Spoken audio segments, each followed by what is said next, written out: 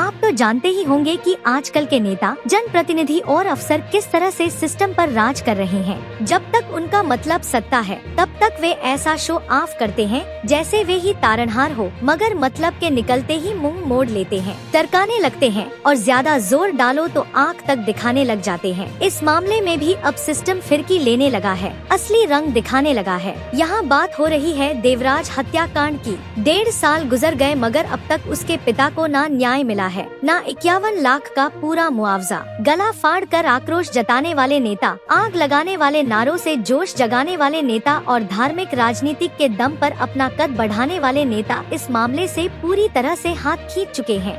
मुआवजा दिलाना तो दूर, अब कोई पूछने तक नहीं आ रहा है कि मामले में हुआ क्या।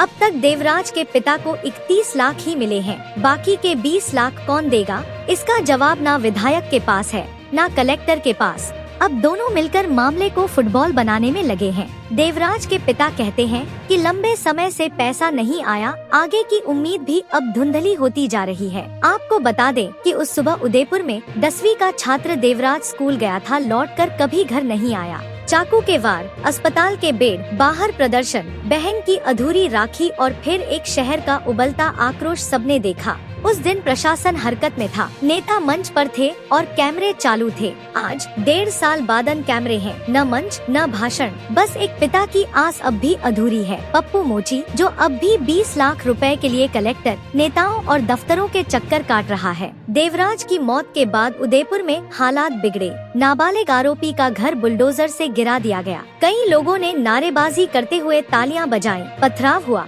आगजनी हुई, इंटरनेट बंद हुआ। शहर का तापमान इतना बढ़ाया गया कि इस मामले को कन्हैयालाल हत्याकांड के बाद सबसे बड़ा मामला बनाने में किसी ने कसर नहीं छोड़ी। नेता बारी बारी से झुंड में देवराज के घर पहुँचे। भाषण ऐसे दिए गए जैसे न्याय अगले दिन तक मिल जाएगा। दिलासे ऐसे दिए कि न्याय का तूफान आने वाला है। पार्षदों ने संकल्प लिया कि 1 महीने का वेतन देंगे। प्रशासन ने ऐलान किया 51 लाख मुआवजा, संविदा नौकरी, और फिर मामला ठंडा पड़ गया। चुनावी कैलेंडर बदला, मुद्दा पुराना हुआ, राजनीतिक रोटियां कहीं और सिकने लगी। नेताओं को लग गया कि अब इस मामले से वोट नहीं मिलने वाले हैं। आज सच यह है कि 2026 आ गया, लेकिन देवराज के पिता को पूरा मुआवजा अब तक नहीं मिला। 51 लाख के ऐलान में से सिर्फ 31 लाख आए, 20 लाख अब भी फाइलों में फंसे हैं। पप्पू मोची कहते हैं कि विधायक ताराचंद जी से मिला तो कहते हैं मैं क्या करूं।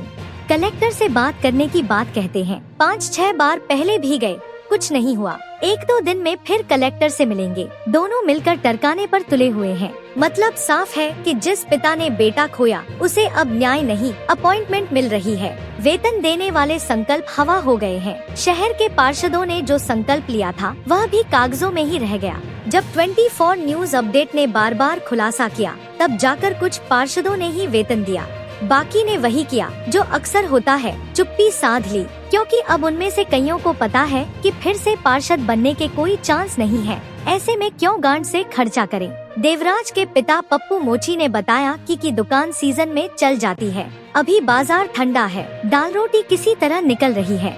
लेकिन सच में सवाल रोटी का नहीं है, सवाल उस वादे का है जो मन से किया गया था। 16 अगस्त 2024 स्कूल में विवाद, चाकूबाजी। अगस्त के 17 से 18 अस्पताल में संघर्ष। 19 अगस्त 2024 रक्षाबंधन के दिन मौत।